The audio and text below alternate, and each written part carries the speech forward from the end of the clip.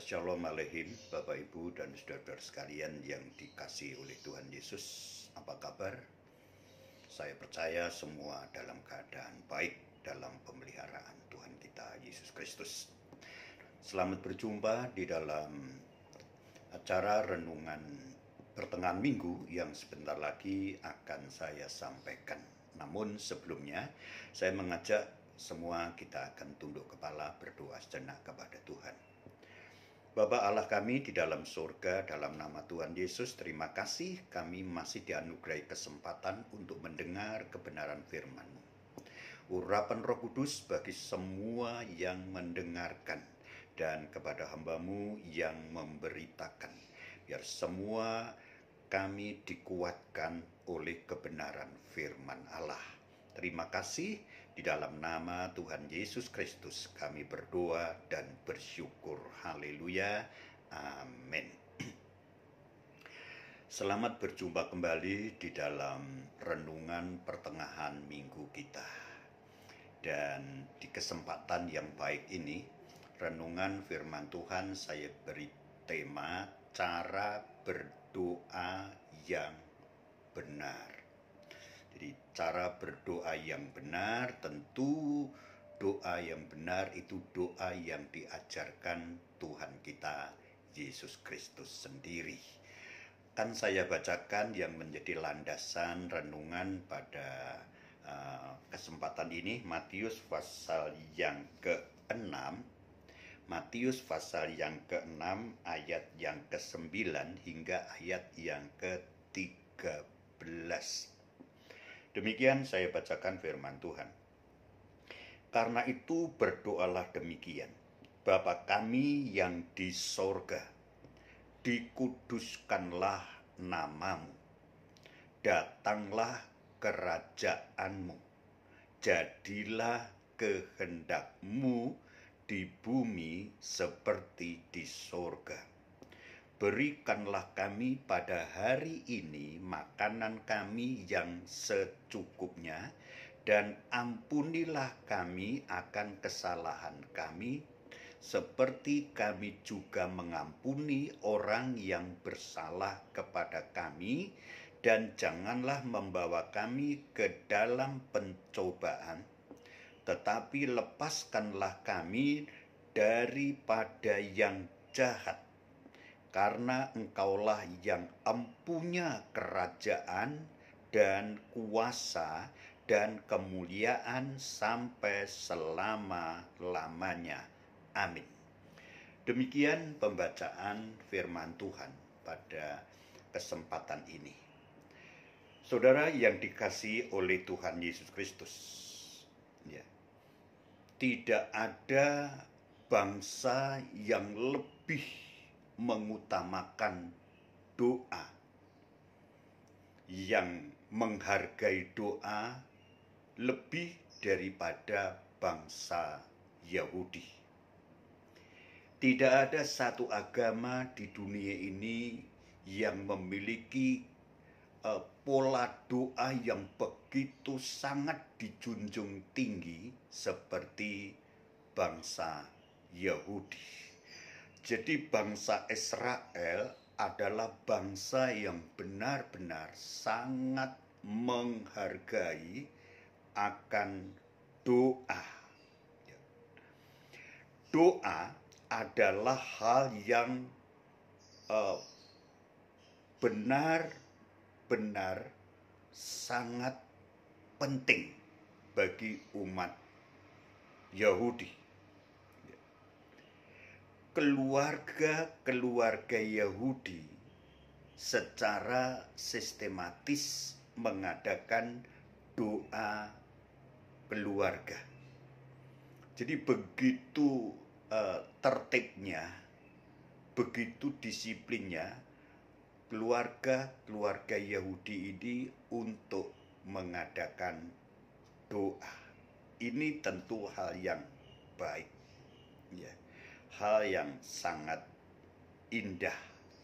Seorang guru atau seorang rabi Yahudi, ya, dia mengatakan doa itu adalah pagar perlindungan yang sangat kuat, lebih kuat dari perlindungan pagar besi. Artinya bagaimana orang Yahudi ini juga sangat meyakini bahwa doa itu adalah merupakan hal yang utama, hal yang sangat penting di dalam kehidupannya. Dan kita perhatikan ketika kita mengamati kehidupan Tuhan Yesus di bumi ini. Dia adalah salah satu tokoh sentral di dalam doa yang luar biasa. Tertibnya, disiplinnya, sistematisnya. Ya. Dia berdoa dalam segala situasi dan kondisi. Mengawali semua dengan doa. Selalu setelah selesai di dalam aktivitasnya, walaupun sampai malam, dia menyempatkan diri untuk dia berdoa secara pribadi. Ia juga mengajak para murid-muridnya satu saat juga berdoa bersama-sama.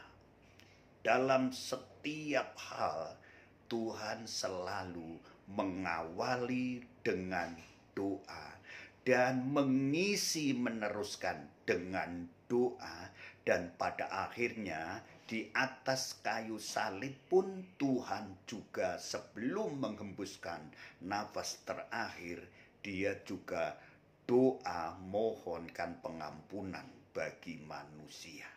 Jadi jelas Tuhan Yesus satu pribadi yang begitu sangat kuat dan disiplin di dalam berdoa.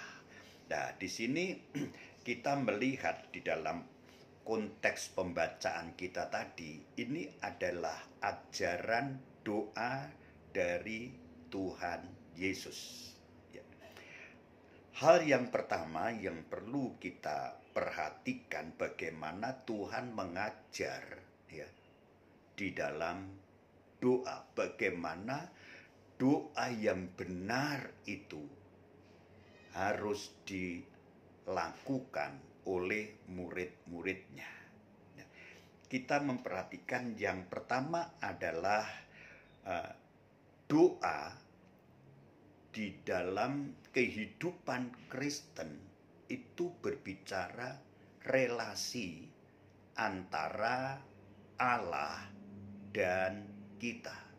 Yang jelas dalam konteks pembacaan tadi adalah Bapa kami yang di sorga.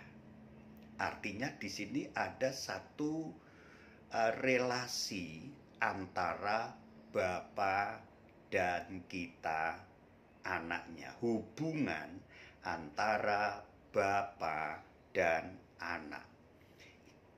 Ini menunjukkan satu hubungan yang sangat dekat.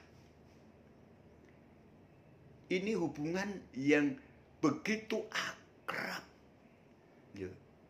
Begitu intim antara Bapa dan anak. Ya. Ini adalah hal yang istimewa, hal yang luar biasa. Ini anugerah yang begitu sangat besar bahwa Allah itu adalah berkenan untuk mengakui kita sebagai anak-anaknya. Karena Tuhan Yesus mengatakan ya di dalam Yohanes pasal 1 ya, dan ayat yang ke-12. Seberapa banyak orang yang menerima Dia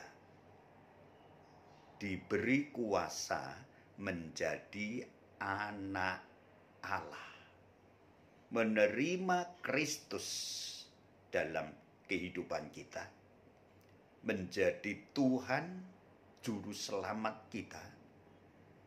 Kita diangkat, diberi hak, diadopsi menjadi anak-anaknya.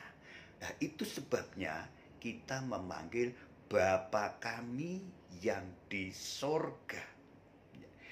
Rasul Paulus mengatakan kepada jemaat di Roma dalam Roma 8 ayat 16. Dikatakan di sana, roh itu bersama dengan roh kita menyaksikan bahwa kita ini anak-anak Allah. Ya. Roh itu, roh Allah bersama roh kita bersaksi bahwa kita anak-anak Allah. Ya. Dalam 2 Korintus pasal 6 ayat 17 dan 18. Antara lain intinya mengatakan, keluarlah kamu dari mereka. Jangan menjamah yang najis. Jangan menjamah yang kotor. Dan aku akan menjadi bapamu. Dan engkau adalah anakku laki-laki dan anakku perempuan. Ini hal yang sangat istimewa sekali. Bapak Ibu, saudara sekalian yang dikasih oleh Tuhan. Inilah satu anugerah yang luar biasa. Kita orang-orang yang hina, orang-orang yang tidak layak sebenarnya untuk menerima ini. Tapi anugerah Tuhan lebih besar dari semuanya. Dia mengangkat kita menjadi anak-anaknya. Sehingga satu-satunya keyakinan yang memanggil Allah itu sebagai Bapa adalah keyakinan kita, orang-orang Kristen. Dia adalah Bapa kita. Dia adalah begitu dekat dengan hubungan dengan kita. Perhatikan, Bapa yang di dalam sorga. Apa ini maknanya? Bapa yang di sorga. Artinya, Bapa yang di sorga itu adalah Allah yang maha kuasa. Karena Allah itu kekuasaannya tidak terbatas. Itu Bapa kita yang menguasai seluruh alam semesta, menguasai seluruh dunia, menguasai semua keadaan di sorga maupun di bumi, di dalam tangannya. Itu adalah kuasa yang luar biasa. Allah itu maha kuasa, tapi dia adalah Bapa kita. Ya. Allah itu maha kudus, sempurna kekudusannya. Itu sebabnya disebut sorga. Sorga adalah berbicara mengenai kekudusan yang sempurna. Itu juga Bapa kita. Dia adalah Bapa yang penuh kasih. Kasihnya itu sempurna. Kasihnya itu kasih yang tidak terukur dengan akal kita. Dengan semua pengetahuan kita. Panjangnya, lebarnya, tingginya, dalamnya tidak terukur. Tetapi dia Allah yang mengasihi kita. Karena dia maha kasih. Dan itu Allah maha kasih itu adalah Bapa kita. Ya. Bapa kami. Dia adalah Allah yang maha mulia. Dia sempurna dalam kemuliaannya. Kemuliaan yang kekal. Karena dia sebagai Allah. Tapi dia adalah Bapa kami, Bapa kita, orang-orang percaya. Ya. Dia adalah Bapa Allah yang maha benar, maha hadir. Selalu dia adalah tetap menjadi Bapa kita. Lah pertanyaannya yang harus kita renungkan ialah, apakah kita sudah menjadi anak-anak Tuhan yang hidup sesuai dengan hatinya Tuhan? Ya. Maliaki pasal 1 di sana ditulis dalam Maliaki pasal 1 ayat 6. Jika aku ini Bapa, di mana hormatmu kepadaku? Jadi seorang anak itu menghormati bapaknya. menghargai bapaknya, menjunjung tinggi bapaknya. Dan seorang anak itu benar-benar mengerti untuk melakukan itu. Apalagi kalau kita menyadari Bapa Allah di dalam sorga, bagaimana lebih hormatnya kita, bagaimana harus lebih sungguh-sungguhnya kita untuk menjunjung tinggi dan memuliakan Dia. Sebab Bapa kita itu adalah Allah yang ada di dalam sorga. Puji Tuhan. Tapi Dia juga disebut Bapa kami. Ya, Bapa kami. Itu yang diajarkan Tuhan.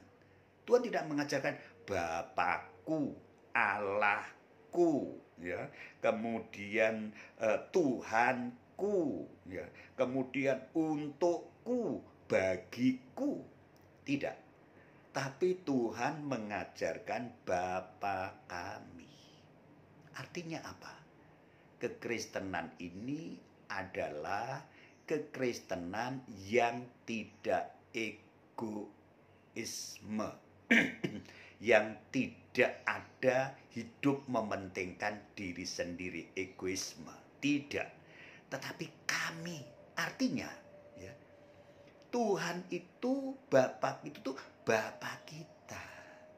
Ya. Allah itu adalah bapaknya para suami. Allah itu bapaknya para istri. Allah itu bapaknya para anak. Allah itu bapaknya orang tua, ayah. Allah itu bapaknya ibu. Allah itu bapak kita, bapak kami. Dengan kata lain, ya, kita ini bersaudara karena kita memiliki satu Bapa, yaitu Bapa di dalam surga, Bapa Allah di dalam surga. Kita adalah orang-orang yang bersaudara. Kita lain kulit, warna kulitnya, lain status pendidikan kita, lain semua banyak perbedaan-perbedaan. Ya. Tetapi kita sebenarnya saudara. Karena apa? Kita punya Bapa yang sama. Dan kita saudara-saudara. Ya. Sebabnya dikatakan oleh Rasul Paulus dalam Roma 12 ayat yang ke-10. Ya. Kita harus saling mengasihi. Kita harus saling mendahului dalam memberi hormat. Karena kita bersaudara. Tidak ada kebencian, tidak ada permusuhan. Ya.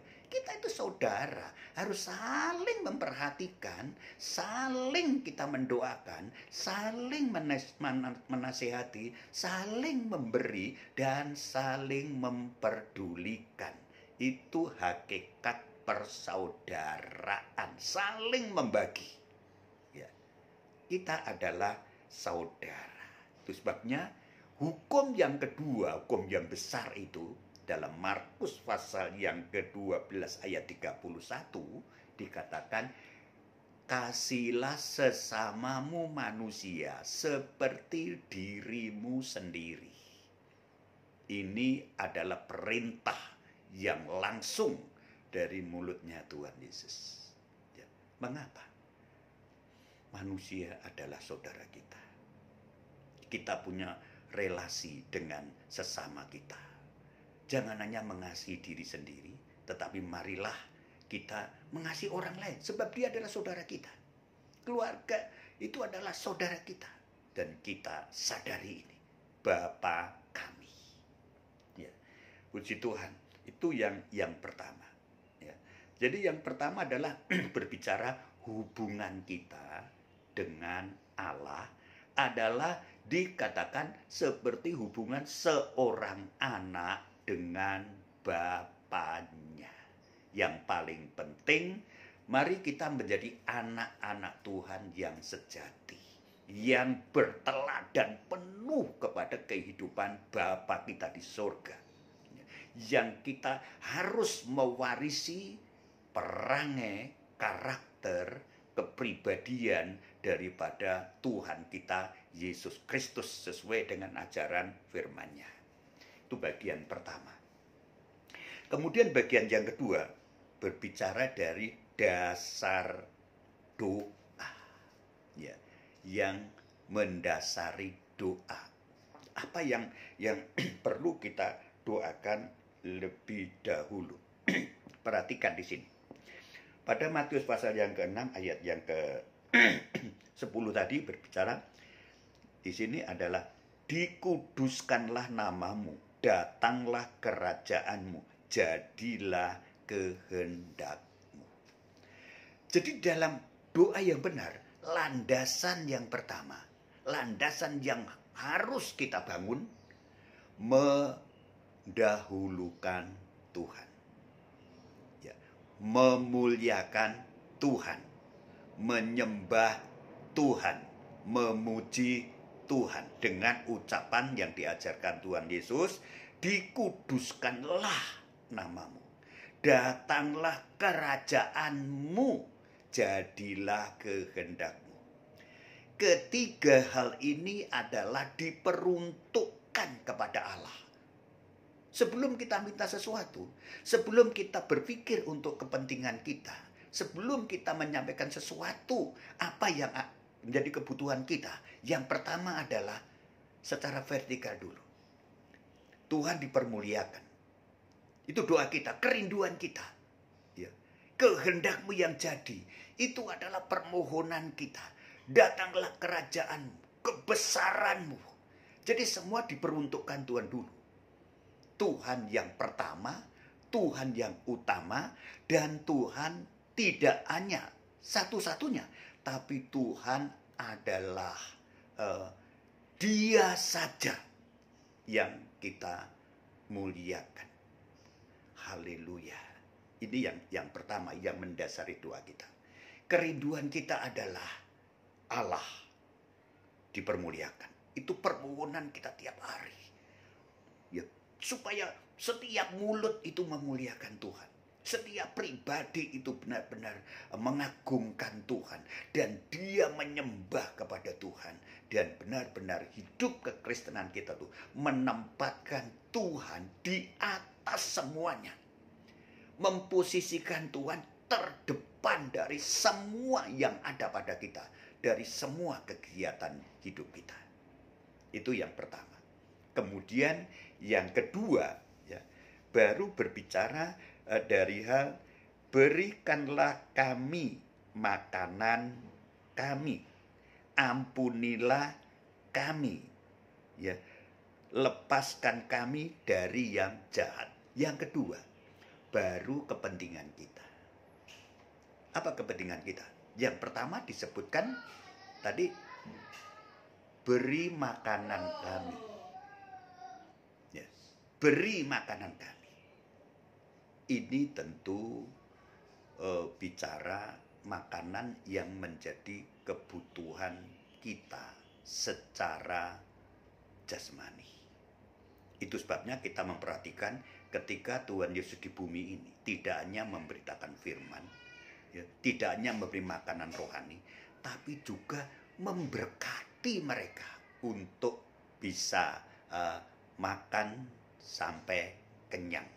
Dan mereka juga disembuhkan dari yang sakit, yang tuli mendengar, yang lumpuh berjalan, yang buta melihat, dan lain sebagainya.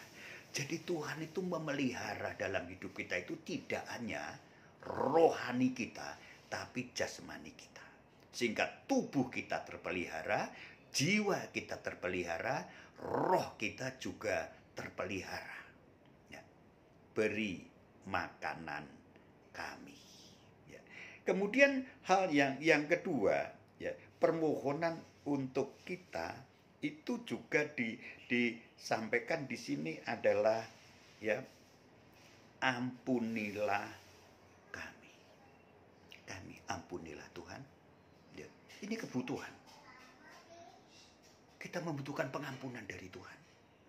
Membutuhkan Tuhan mengampuni kita dari dosa kita, kesalahan kita, kekeliruan kita, bicara yang salah, berpikir yang keliru, bertingkah laku yang salah. Kita mohon pengampunan dari Tuhan untuk kepentingan kita, ya, supaya kita tidak terus-menerus, ya, terbelenggu dalam dosa, dalam kesalahan.